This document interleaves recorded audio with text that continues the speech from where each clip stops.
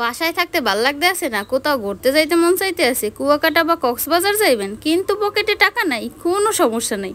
আমরা বরিশালবাসীরা সব পারি। আমাকে বরিশালের মধ্যেই এখন আছে মিনি কুয়াকাটা বা কক্সবাজার, যেইটাই বলেন, যেখানে আপনারা খুবই কম খরচে চলে এসে একেবারে কুয়াকাটা বা কক্সবাজারের ফিল নিতে পারবেন। কোথায় আসি আজকে আমরা, আর কুয়াকাটা কক্সবাজার ফিল নিতে হইলে আপনারা কোথায় আসবেন? এখানে আসলে খালি ফিলই নেবেন, ভিউই এনজয় করবেন, না মজার মজার খাবারও খাবেন? খাবারগুলো কি আসলেই অনেক মজার? এগুলো কি আসলেই অর্থিত? সব কিছুই থাকবে আজকের ভিডিওতে। তো আজকে আমরা চলে যাচ্ছি শ্বশুরবাড়ি রেস্টুরেন্টে, যেটা আমরা বিবাহিত অবিবাহিত সিঙ্গেল মিঙ্গেল সবাই যাইতে পারেন।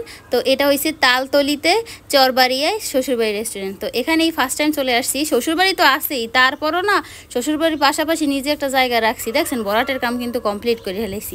এখন আমরা চলে এসেছি শ্বশুরবাড়ির মধ্যে। আমাকেও শ্বশুরবাড়িটা কিন্তু অনেক সুন্দর। এইটা কিন্তু আমার একলা শ্বশুরবাড়ি না, আপনারাও চাইলে আপনাকেও শ্বশুরবাড়ি হইতে পারে। তাই মগ ওই বরিশালের শ্বশুরবাড়ি কেমনে নেবেন সেইটা একটু কয়ে দিই। আপনারা চাইলে নতুল্লাবাদ আইসে পড়তে পারেন। বরিশাল নতুল্লাবাদ আইয়ে একটা অটো রিজার্ভ করে একেবারে তালতলি চরবাড়িয়া শ্বশুরবাড়ি রেস্টুরেন্ট কইবেন, হেলেই আমি করে লই আইবে। এছাড়া আপনারা ভাঙ্গে ভাঙ্গেও আইতে পারেন। তো আমি বলবো আপনারা যদি দলবল সহ আসেন তাহলে অবশ্যই অটো রিজার্ভ করে চলে আইবেন। 100-150 টাকার মধ্যেই আপনারা এখানে চলে আসতে পারবেন।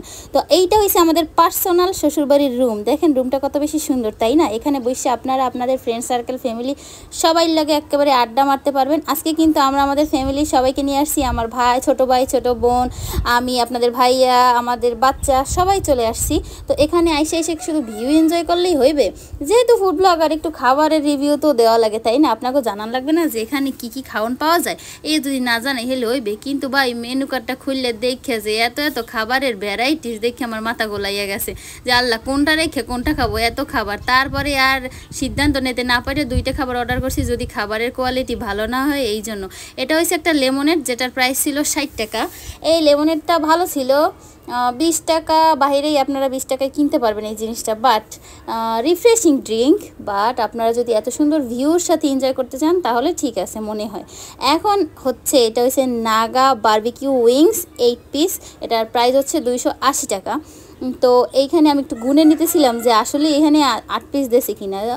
উইংসগুলো কিন্তু একটু বড় বড় সাইজেরই আছে। বাট এটা যেহেতু হেরা কইছে যে এটা বারবিকিউ উইংস, কিন্তু আমি এই জায়গায় বারবিকিউর কোনো ফ্লেভার পাইনি। বারবিকিউর মধ্যে একটু স্মোকি ফ্লেভার থাকবে, বারবিকিউ সসের যে ফ্লেভারটা সেরকম কোনোই ফ্লেভার আমি পাইনি। এটা একদম টমেটো সস দিয়ে করা। নাগা ছিল, বাট নাগার কোনো নয় ছিল না, ঝাল একদমই লাগে নাই। তবে টেস্ট ভালো ছিল মোটামুটি, একদমই খারাপ না, একদম আহামরি অনেক বেশি ভালোও না। কিন্তু আমার মনে হয় এটা যদি তার একটু বেশি করে ফ্রাই করতো, তারপরে মশলাটার সাথে আর একটু সটে করতো, তাহলে জিনিসটা আরও বেশি ভালো লাগতো। একটু বেশি গ্রেভি, বাট আর একটু যদি ক্রিস্পিনেসটা থাকতো না এটার মধ্যে, তাইলে অনেক বেশি ভালো লাগতো। তো ওভারঅল মোটামুটি সবার কাছেই মোটামুটি ভালো লাগছে। বাট বারবিকিউ যেহেতু বলছিল, তারা যদি বারবিকিউর ফ্লেভারটা অ্যাড করতো তাইলে আরও বেশি ভালো হইতো। কিন্তু তার এখানে টমেটো সস দিয়ে করছে। ব্যাপার না, জিনিসটা এত সুন্দর ভিউর সাথে এই সামান্য জিনিসগুলো একটু মাইনে নেওয়াই যায়, তাই না? ফ্যামিলি সবাইকে নিয়ে আসছে, এখানে সুন্দর একটা টাইম স্পেন্ড করতে পারবেন। কুয়াকাটা যাওয়ার কি দরকার ভাই? কক্সবাজার যাইতে হলে কি পরিমাণ টাকা খরচ হইবে, জনপ্রতি অনেক টাকা খরচ হইবে, কি দরকার ভাই?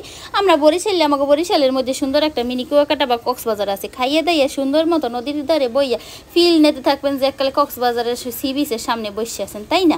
আর এখানে সুন্দর কিন্তু শ্বশুরবাড়ি আমাদের জন্য রুমও করে দিয়েছে, আপনারা চাইলে সেখানে বসেও এনজয় করতে পারেন। তো ভিডিওটা কেমন লাগলো সবাই জানাইন। ভিডিওটা ভালো লাগলে সকলের দ্বারা ছড়াই দিন। সবাই ভালো থাকেন, সুস্থ থাকেন, আল্লাহ হাফেজ।